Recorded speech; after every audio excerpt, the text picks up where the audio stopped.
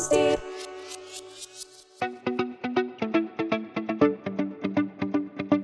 Welcome to Balls Deep, a humorous yet informative medical show with a mission of optimizing your performance in the bedroom, the bathroom, and the boardroom. I'm your host, Dr. Joe Pazona, a board-certified urologist and CEO of Pazona MD. We hope you enjoy. Now, let's jump right in. Hello again. Good to see you, Stream Team. Welcome to another episode of Balls Deep. I'm your host, Dr. Joe Pazona, and here I am, joined by my lovely co-host, Miss Kat Williams. How are you today? I'm good. How are you? I'm great. You wanted to introduce yourself today, but we just decided to keep going as is. I did feel I was capable of saying my own name. Well, I mean, please. I want a dramatic sort of intro of how would you do it? He says that I do a theater voice when I do talking, and so I'm going to give it to you guys. If I just hold on to their hat. This is Kat Williams. Ooh, that's good. It's dramatic. It's a little over the top and completely unnecessary. But here I am. I'm back. He's not found a better or even a free other co-host. That is true. I can't afford anyone else. No one else is available. That is why I'm here. Well, the voice is phenomenal. So we'll have to change how we introduce you moving forward. A lot of money and training. But yeah, absolutely. What are we talking about today that has to do with the world of urology? Yeah. So let's switch gears a little bit and let's talk urinary tract infections, something that is very common. And I know a lot of people suffer with, especially our ladies who are out there. And so I think there's a lot of misconceptions about this, and hopefully we can provide some real useful information. So with that, I think it's time, that favorite part of the show where we get to go Balls Deep. Okay. All right. So urinary tract infections. This is something women talk about and deal with. I hear this from friends constantly. The UTI, the dreaded UTI. First, just start by telling us in a really good definition, what is a urinary tract infection? So when we're talking about a urinary tract infection, what we're meaning is that there is typically a bacteria that has gotten inside the urinary tract and has now caused an inflammatory response by your body. So our body has these, microscopic armies called our immune system and white blood cells. And when they see an invader, they go, not in here. And we're going to go attack. And in that attacking, they release all these chemicals that set off these inflammation pathways.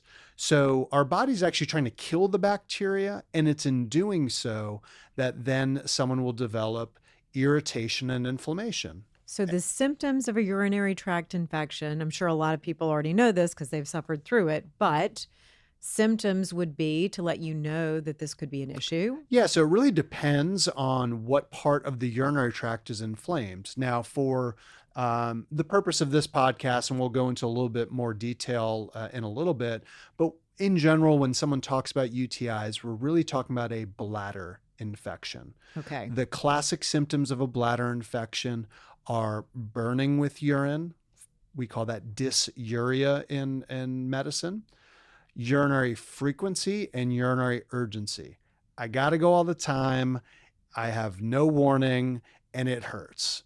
Now, some women can have more atypical symptoms. They could have maybe some quote bladder pain down in the lower abdominal area. Some people may have a little bit of back pain with it. Some people can just feel ill.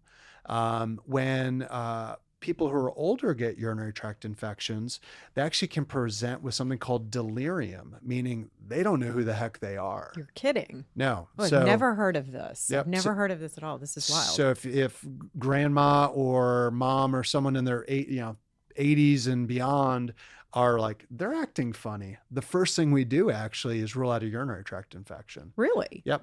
So wow. There are some people whose bodies can no longer show the classic symptoms. And so that's important for people to know. Okay. So urinary tract infections just seem like they're a constant thing with women. I mean, I hear this or heard this about people starting, in college and in our teens. How are these? Is there something we're doing to cause a urinary tract infection? Something we're not doing to cause a urinary tract infection? How are these hitting us? Yeah, so I think one of the big myths about UTIs is that if you're a woman and you get a UTI, you're quote dirty. And it just couldn't be I mean, further this from the is what we truth. think. This is sort of, I remember, this girl in college she was a little dirty, I'm going to be honest. And this woman had constant UTIs, and we associated the two. Yeah. We were like, this is the parallel we are drawing. She's a little dirty.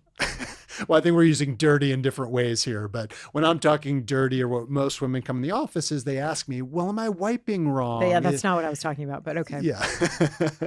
Am I wiping wrong? Is there something with my hygiene? Or they feel this sort of embarrassment, not because of the UTI, but because of what we as society think. Right. And listen, if UTIs were related to whether we were clean, then little babies would have UTIs all the time because we all have taken care of poopy diapers and That gone, is fair. oh, wow. That's a really good point. That's a good that point. got everywhere. That was a right? mess. But it's just not the case. So, most urinary tract infections. So if we think of like, what are the reasons they may happen? So when we look at infections, we have to look at host factors and environmental factors, meaning what's innate to that person, and then what are either behaviors or outside influences. So when we look at, let's talk about sort of more behaviors. Holding your urine. So it's really important the second you feel like you gotta go to the bathroom, like, you don't have to run out of the room like a crazy person, but that idea of holding your bladder for, 30 minutes to an hour really is not healthy. I think there's a possibility that women do this a lot more often than men. I mean, how many times have I been guilty of that? You're in a play, you're in a concert, you're at a restaurant, even where there is a restroom, and you just don't go. Yeah. You sit there and you hold it. I mean, I know that I'm not the only person who does this, even when there is a perfectly reasonable opportunity just to get up and go. So holding, not good. No, it isn't. In fact, there's actually something called a teacher's bladder. And we see this. I think I've heard of this. And they don't always get infections, but we'll sometimes see women later in life, and they come in and they're like, my stream is slow. I don't feel like I empty. I do an ultrasound. They're not emptying their bladder. And I'll ask them, and probably about 50% of the time I'm right, if not more often. I go, were you a teacher? And she's like, how'd you know?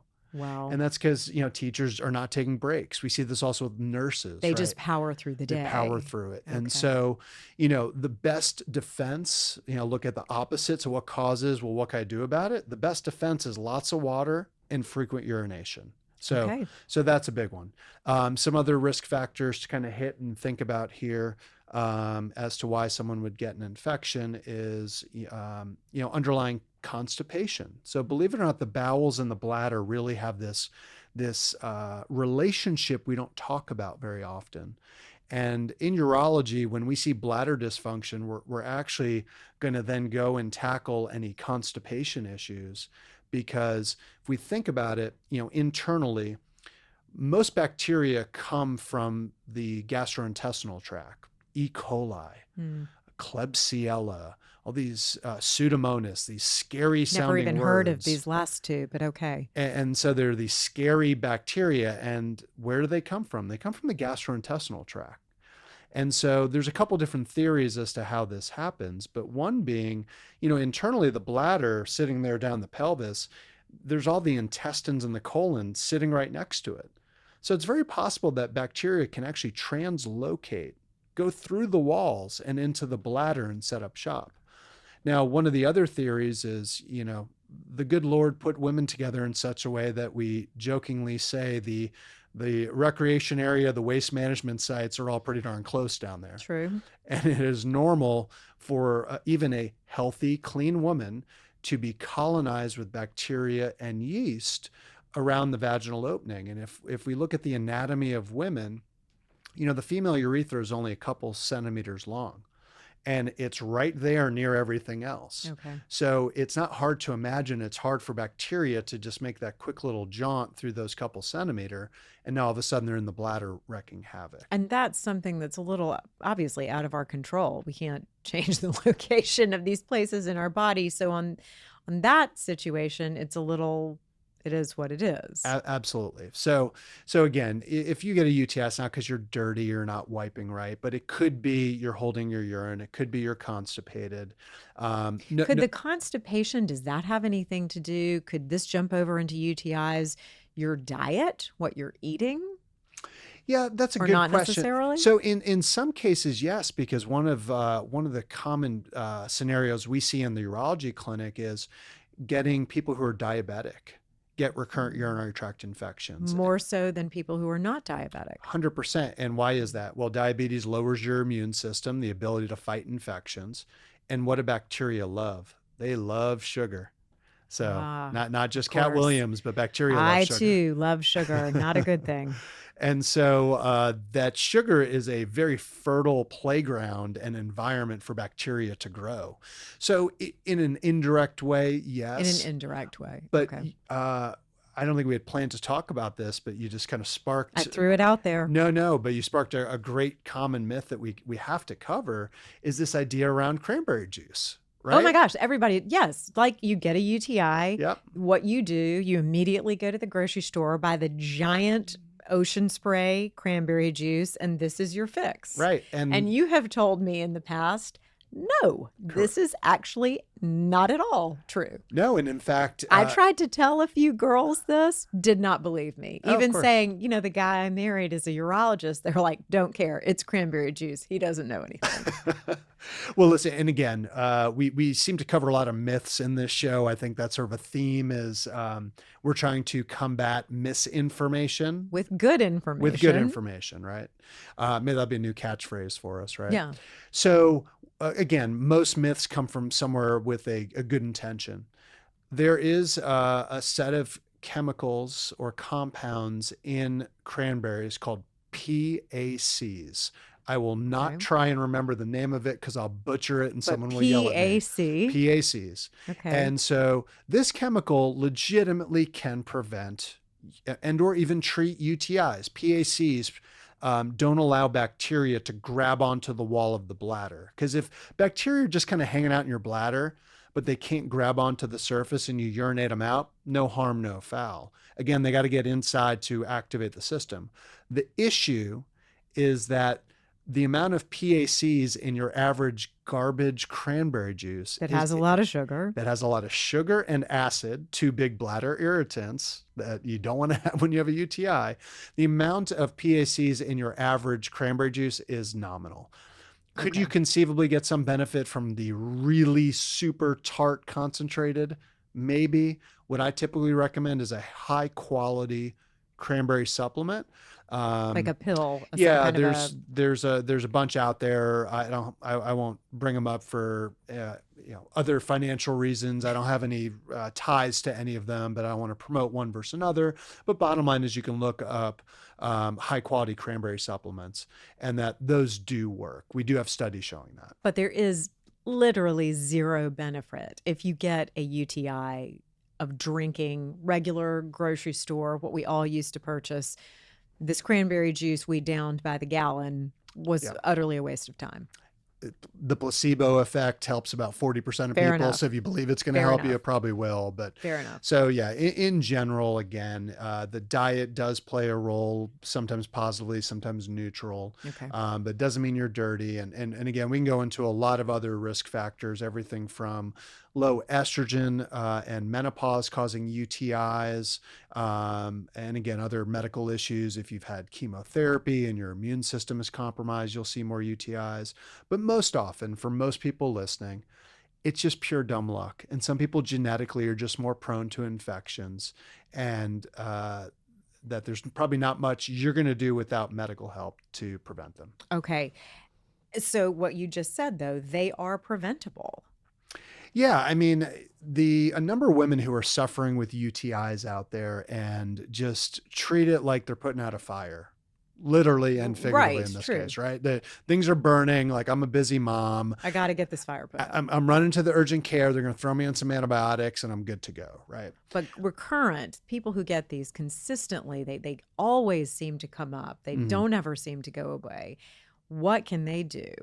Yeah. So in urology, we have some guidelines, and the recommendation currently is if a woman is getting more than 2 UTIs a year, Hmm. that an investigation by a urologist should be considered.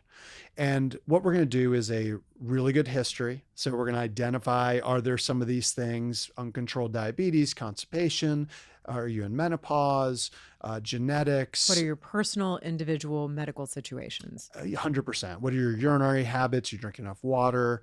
And what have you tried to date? So we're going to do that. We're obviously going to do a good exam as well to look for any anatomic abnormalities, so on and so forth. And then typically we're going to also do some investigation. So we're going to do some sort of X-ray imaging, whether it be an ultrasound or CAT scan of the kidneys, to make sure there's no kidney stones, blockages, again, maybe congenital abnormalities that you had no idea you were born with and were never caught. And in some cases, we're actually going to take a scope and look inside the bladder. Because again, there's been times we have found abnormalities that a woman didn't know existed and risk factors for having a UTI. And in fact, I once had a woman, she was getting diagnosed with recurrent UTIs because she just played that urgent care game. She came to see me. I looked at all her results, and one thing we didn't get into is diagnostics. How are we defining it? Well, it's symptoms. Plus, you got to prove there's a bacteria in the urine, something typically we would do with a urine culture, Okay. where we grow bacteria on a plate. And nowadays, we're doing these DNA-based tests called a urine PCR. Hmm. And interestingly, this one woman, she had no bacteria. None at all. None. And repeated samples. But yet she's still getting repeated UTIs. quote UTIs. Quote Because UTIs. they did an initial test, showed white blood cells, red blood cells, classic symptoms. She'd maybe get better with antibiotics, maybe not. And this poor woman had bladder cancer. It had nothing to do with the UTI. Nothing It was to a do with it. completely separate medical issue. So this is why, and again, I don't want to scare a lot of women are going to be hypochondriacs. May you is included. Oh my God, I think I got bladder cancer because I'm peeing too much. I mean, we jump to conclusions sometimes. I'm just saying. And listen, I've self-diagnosed myself with plenty of things. That's a rare situation. But the point being that I want to get across is if you're getting recurrent symptoms, get checked out, right? Just get checked. And most of the time, we're not going to find anything wrong, but then we're going to talk prevention. And so we've got everything from daily low dose antibiotics that are safe, that don't cause yeast infections, don't cause resistant bacteria. We talk about holistic and homeopathic measures, from high quality cranberry supplements to there's another supplement called D-mannose. Again, something that in studies helps prevent the bacteria from grabbing onto the wall of the bladder. Mm-hmm. In postmenopausal women, being on vaginal estrogen cream. I can get on a soapbox about this as to how beneficial that is. And again, talk about myths and dangers about estrogen and We'll come menopause. back to that another day. Absolutely. 100%. But in the realm of UTIs and bladder health, every woman post-menopause should be on some vaginal estrogen cream just to help prevent infections and keep things healthy down there. Good to know. So there are ways we can do this so you're not playing that just vicious cycle of every couple months running to that urgent care. And then once you're plugged in with us, a practice like ours, we offer telemedicine visits, at-home testing. There's so many more convenient ways to then get in contact with the expert that didn't exist. So you don't have to worry about going to that urgent care with a bunch of sick people. And also I see a lot of not only misdiagnoses, but mistreatment. People put on the wrong antibiotic, or the antibiotic wasn't long enough or was too long. And then they got a yeast infection. And so, or they didn't have their other issues addressed. So listen, urgent cares have their time and place. And by no means, again, am I bashing them at all. But if this is a recurring issue, it's probably time for some expert help. And then quickly, I wanted to ask you, because you just mentioned this a little bit ago, that not all UTIs are bladder infections. So what would be what's the other side of the coin of it? If it's not a bladder infection, what is it? So this is, again, one of those scenarios where when you fall outside the realm of the once a year UTI, you really got to get help. So, the urinary tract starts from the urethra up to the kidneys. So you could have a urethritis. Most commonly, that's going to be an STD or STI, so sexually transmitted infection. Men can get prostate infections. In fact, most UTIs in men are prostatitis or a bacterial infection of the prostate. And men can get exceedingly ill from this. And this isn't just because we're wusses and end up in the You guys are, but okay. end up in the ER because we stubbed our toe or our temperature's 99.6. I mean, I've legitimately seen men die from prostate infections. It is that serious. that's And very these men are concerning. sick, legitimately sick. Men and women can get something called pyelonephritis or a kidney infection, typically presenting with fevers, one-sided back pain, and nausea and vomiting. And Those are pretty sometimes serious. it can be. And sometimes those are after a bladder infection. Sometimes women have zero bladder symptoms with that kidney infection. So typically, again, when we're talking about UTIs, we're thinking bladder, but understand there are other types of urinary tract infections. And there's nuances to when do you work it up? When do you need further investigation?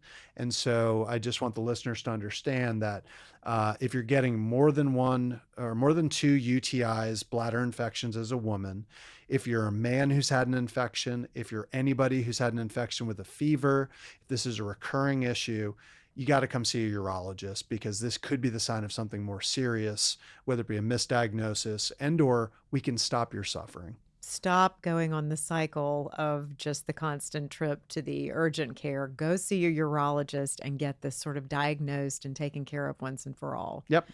Well, this has been great information. I truly learned things I did not know or had completely wrong.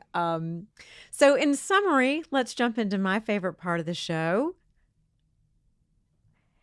So, number one, getting a UTI doesn't mean you're dirty. Number two, UTIs are preventable, especially if you're suffering from multiple and recurrent UTIs. And number three, not all UTIs are bladder infections. It could be something different, and that is all the more reason to get in, make an appointment, and talk to a urologist. That's a great summary. Okay. Yeah. Well, anything else you want to add? I'll just throw in stop drinking the cranberry juice, gals. It's not doing any favors. Yes, please. We're going to get sued here by Ocean spray. Ocean spray. I really love ocean spray. I mean, I love that stuff, but it's not doing anything for this particular issue. Hopefully this doesn't hurt their sales too much. But again, we about love you, Ocean Spray. Correct information. So, no, I think the one thing, you alluded to earlier, quite often a woman's first UTI is her first interaction with a physician and the healthcare system as an adult. So one of the risk factors to UTIs, and maybe why your quote dirty friend had a lot of them, is sexual activity. So interestingly, half of women are going to get at least one UTI in their lifetime. So coin flip, you're going to get a UTI at some point. And the most common time it starts is in college. Why? Because that's typically when young ladies are becoming sexually active. So again, it doesn't mean you're dirty. It's simply just a matter of, again, playgrounds near the waste disposal area and kind of very easy for bacteria to get introduced into the bladder. And so this can be a scary thing, I would imagine, for young women. I mean, here I am, a 20-year-old, girl off in college. I'm an adult, just met that special someone and had a little fun last night. And now it's like, oh my God, I'm miserable. What do I do? And so I want to build awareness about this. And I think the younger generation is probably better than ours with not having stigmas about things. And I think asking for help, better for asking for help than we did. We said nothing. No, you just suffered. Suffered in silence. You called your friend and you downed cranberry juice. Drank that cranberry juice. You hope you eventually got over it. Right. And so, so I think it's important for listeners to know whether or not you're in this age range or you have a loved one in that age range. Let's talk to young women about this.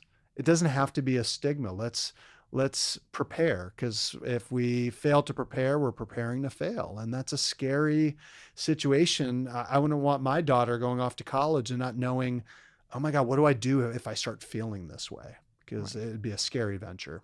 So, well, this has been great information as always. And I'm going to be sharing a lot of this with my girlfriends.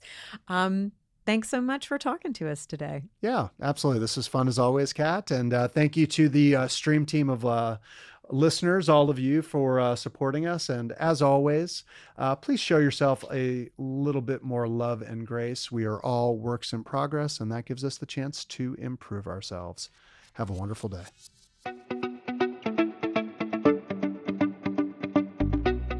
Thank you for listening to this week's episode of Balls Deep.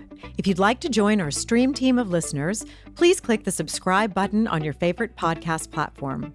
For more information about our practice, Pazona MD, please visit pazonamd.com.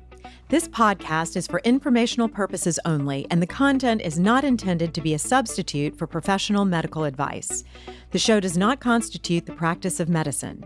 No doctor-patient relationship is formed through this podcast or any of the social media channels related to this show. The use of this information is at the user's own risk. Users should not disregard or delay in obtaining medical advice from any medical condition they have, and they should seek the assistance of their healthcare professionals for any such conditions.